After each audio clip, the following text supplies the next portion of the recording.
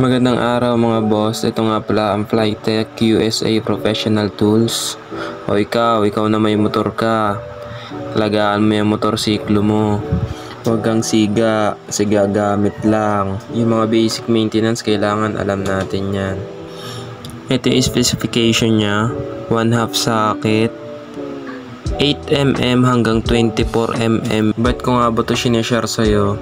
Kasi mas okay na may sarili kang tools. Huwag mo nang hintayin na hindi ka pahiramin ng kapitbahay mo o kung sino man yung hinihiraman mo. Ito yung drive handle nya, 2040. Sound check muna tayo.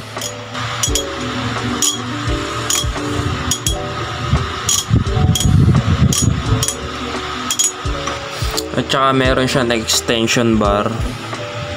Kuwari malalayo yung kailangan mong pihitin, ayan meron siya nyan.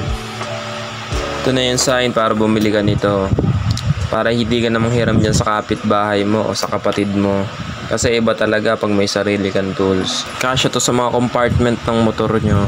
Huwag lang Mio ha, kasi maliit ang compartment nun eh. Pero kung Honda Click pataas, kasyang kasya yan. Nandyan lang yan sa yellow basket.